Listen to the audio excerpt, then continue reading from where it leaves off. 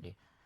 तो ये थे अरुण साव, जो कि काफी जोश में नजर आ रहे हैं और उनकी बातों से साफ है कि चुनाव में बीजेपी पूरी दमखम के साथ उतरेगी और इसीलिए उनके बयानों में एक बात साफ झलकी कि वो इसी बात का इंतजार कर रहे थे जब चुनाव के तारीखों का ऐलान हो और चुनाव के तारीखों के ऐलान के बाद आचार संहिता लग जाए, जिससे कि सरकार का थोड़ा दबाव कम हो। उसके बाद वो अपनी एक बड़ी स्ट्रेटजी के साथ मैदान में उतरे। तो अब बीजेपी अपने दमखम के साथ मैदान में उतरेगी और जैसे कि दावा करते हुए नजर आए हैं अरुण साव, प्रदेश अध्यक्ष बीजेपी, कि छत्तीसगढ़ में उनकी सरकार बनेगी, एक बड़े बहुमत के साथ वो जीतेंगे। तो उस रणनीति को आकार देने के लिए उन्हें अभी से जुट जाना होगा। तो राजनीतिक दलों के कार्यालयों में हलचल तेज हो गई है और जैसे कि हमने अभी दिखाया कि बीजेपी कार्यालय में काफी हलचल है। प्रदेश अध्यक्ष अरुण साव तारीखों की जानकारी लेने के बाद मैदान में उतरे और उसके बाद अब वो सीधे क्षेत्र की ओर रवाना हो रहे हैं।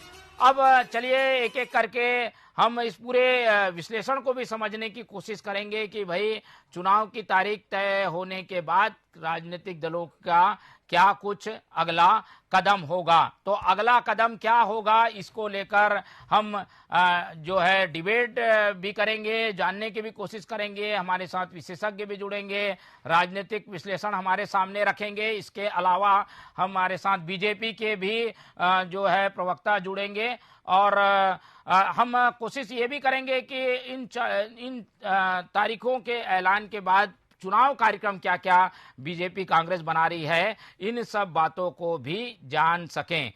तो हम आपको ले चलते हैं अब मध्य प्रदेश और छत्तीसगढ़ के राजनीतिक विश्लेषण की ओर। तारीखों का ऐलान हो चुका है और जैसे कि हमने बताया कि चुनाव आयोग ने एक गाइडलाइन जारी कर दी है जो कि आदर्श आचार संहिता कहलाती है और उन आदर्श आचार संहिता के अंतर्गत रहकर अब राजनीतिक दलों को चुनाव लड़ना होगा। तो चुनाव लड़ने के लिए दोनों ही पक्ष तैयार हैं। पक्ष विपक्ष ने अपने ताल ठोकते हुए दावे पेश कर दिए हैं।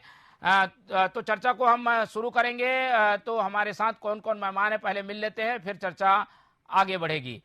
तो सबसे पहले हम स्वागत करेंगे, हमारे साथ जुड़ रहे हैं बीजेपी का पक्ष रखने के लिए तौकीर रजा जी, बहुत बहुत आपका हम स्वागत करते हैं। इसके अलावा हमारे साथ राजनीतिक विश्लेषक के रूप में जुड़ रहे हैं उचित शर्मा जी, बहुत बहुत आपका भी स्वागत है। और इसके अलावा हमारे साथ मध्य प्रदेश से भी विश्लेषक जुड़ेंगे और आगे की चर्चा को बढ़ाएंगे। तो तौकीर जी हमारे साथ जुड़े हुए हैं, उनका स्वागत करते हुए चर्चा को आगे बढ़ाता हूं।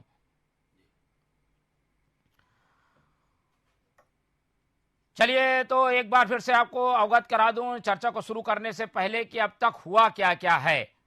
और जैसे कि हमने बताया कि चुनाव के तारीखों का ऐलान हो चुका है और चुनाव की तारीखें जो सामने आई हैं उसमें मध्य प्रदेश और छत्तीसगढ़ में जो चुनाव है वो नवंबर के महीने में होगा। तो छत्तीसगढ़ में नवंबर के 7 तारीख को पहले चरण का चुनाव होगा और जैसे कि हमें उम्मीद है कि पहला चरण बस्तर में होगा, नक्सल क्षेत्र है, तो 7 नवंबर को नक्सल क्षेत्र में बस्तर का संभाग 12 सीटों में चुनाव होगा।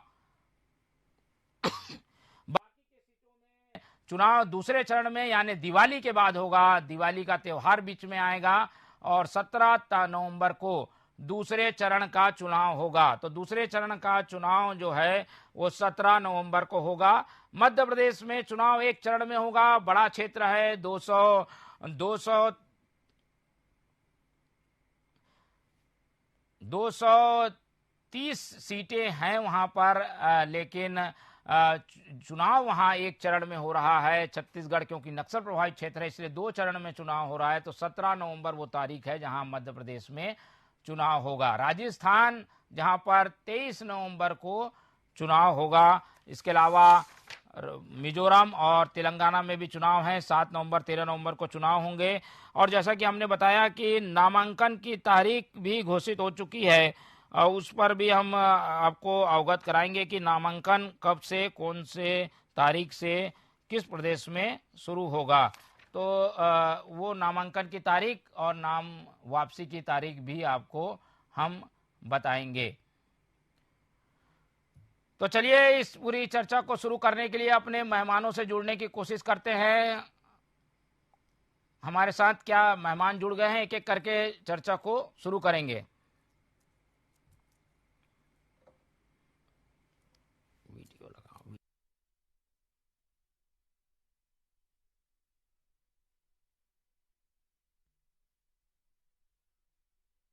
रेवेंद्र से जुड़ने की कोशिश करते हैं। रेवेंद्र जो कि मौजूद हैं चुनाव आचार संहिता लागू होने के बाद की जो स्थितियां बनी हुई हैं, जहां पर आचार संहिता को लागू करने के लिए जो नियम हैं, जिसमें गाड़ियां जो है सरकारी उन्हें वापस गैरेज में भेजा जा रहा है। जो सरकारी दफ्तर हैं या सरकारी कार्यालय हैं उनके आसपास अगर कोई प्रचार सामग्री है तो उसे हटाया जाएगा। सरकार क्योंकि इस दौरान जोरदार अपना प्रचार करती है और उसको देखते हुए उन्हें भी हटाने की कोशिश की जा रही है। तो वो विजुअल आए हुए होंगे हमारे पास, उन्हें हम चलाकर जो है लोगों को बताएंगे कि किस तरीके से आदर्श आचार संहिता को लागू करने की जो है कोशिश की जा रही है। ये चुनाव आयोग की प्रेस कॉन्फ्रेंस जो कि कुछ देर पहले हो रही थी, जिसमें हमने देखा कि चुनाव आयोग ने कैसे आदर्श आचार संहिता लागू करने के संबंध में जानकारी दी। चुनाव आयोग की प्रेस कॉन्फ्रेंस के ये विजुअल।